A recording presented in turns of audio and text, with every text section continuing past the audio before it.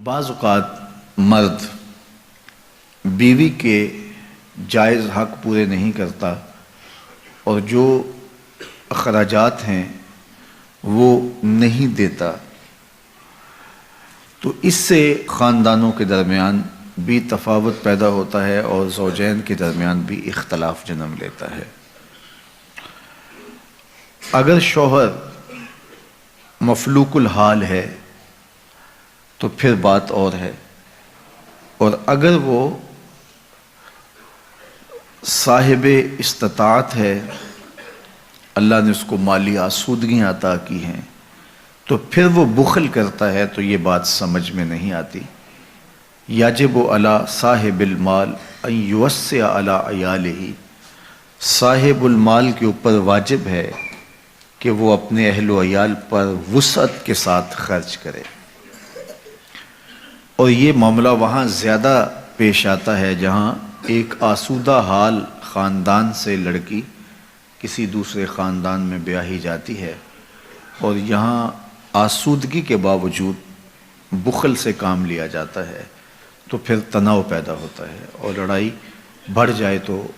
نوبت طلاق تک بھی پہنچ جاتی ہے۔ دوسری بات یہ کہ جب ہم رشتے طے کر رہے ہوتے ہیں تو ایک دوسرے پر بھرم رکھتے ہیں، جس سے یہ لگ رہا ہوتا ہے کہ یہ بہت سارے صاحب استطاعت ہے۔ جب رشتہ کی بات چل رہی ہوتی ہے تو اس وقت وسعت سے خرچ کر رہے ہوتے ہیں، اور پھر اس کے بعد جب خاتون گھر آ جاتی ہے تو پھر حقیقی چہرہ سامنے آتا ہے اور نقاب اترنے لگتے ہیں، اور پھر پتہ چلتا ہے کہ یہ تو معاملے کچھ اور ہیں۔ تو ایک تو خاتون کو، اس کے خاندان کو دھچکا لگتا ہے کہ انہوں نے ہمیں چہرہ کیا دکھایا تھا اور اندر سے نکلا کیا، اور دوسرا پھر وہ مزید بخل سے جب کام لیتے ہیں تو پھر لڑائی کی نوبت آتی ہے۔ تو میرا خیال ہے کہ جب بھی رشتہ طے کیا جائے تو ساری صورتحال فریقین کے سامنے ہونی چاہیے، تاکہ وہ اپنی مرضی کے مطابق فیصلہ کرے۔ اور شریعت نے جو ہمیں کف برابری کا کہا ہے تو اس کی حکمت بھی یہی ہے۔ جب خاندان برابر کا ہوگا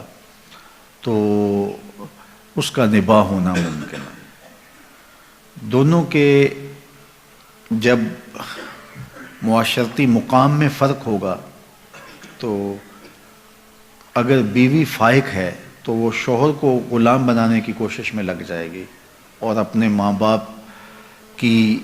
دولت و ثروت کی بنیاد پر اس کو نیچا دکھانے کی کوشش کرے گی، اور مرد کی فطرت میں یہ ہے نہیں ہے تو لڑائی پیدا ہوگی۔ اور اگر عورت غریب خاندان سے ہے اور شوہر غیر معمولی امیر ہے تو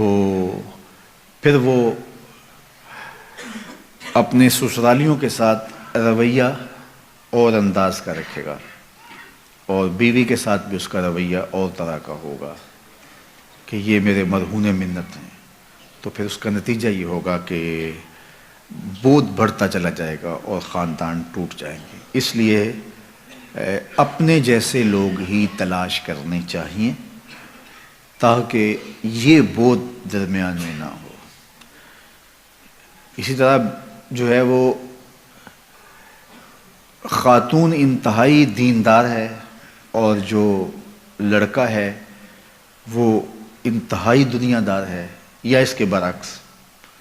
کہ لڑکا انتہائی دیندار ہے اور خاتون انتہائی دنیا دار، تو پھر بھی نبھا نہیں ہوگا۔ خاتون کی آرزو ہوگی کہ میں نقاب میں رہوں، شرعی پردے میں رہوں، اور شوہر کہے گا کہ یہ بے پردہ ہو کے میرے دوستوں کے ساتھ ملاقات کرے، ہم کھانا کھانے جائیں اور ہم پارک میں ٹہلیں، اور عورت کا حیا، اس کی شرم مانے ہوگی، تو اس سے تناؤ پیدا ہوگا۔ اور اسی طرح اس کے برعکس کہ عورت اگر جو ہے وہ کھلے ڈلے ماحول سے آئی ہے تو مرد کبھی نہیں چاہے گا کہ میری عورت، میری بیوی جو ہے وہ بے پردہ رہے، اور اس کا تقاضا ہوگا کہ میرا شوہر میرے ساتھ چلے، ہم گھومنے بھی جائیں، ہم سیر بھی کریں اور بے پردہ بھی رہیں، اور یہ معاملہ پھر دونوں کے درمیان تناؤ کا سبب ہوگا۔ اس لیے کف میں ان ساری چیزوں کا خیال رکھا جائے گا۔ کہ ان کی مالی مطابقت بھی ہو، ان کی ذہنی مطابقت بھی ہو. شرعی اور ذہنی مطابقت ہوگی، تھوڑا بہت فرق جو ہے وہ پاٹ لیا جاتا ہے، لیکن جو زیادہ فرق ہوتے ہیں ان کو دور کرنا مشکل ہوتا ہے، اور یہ تناؤ کا، الجھاؤ کا سبب اور ذریعہ ہوتا ہے.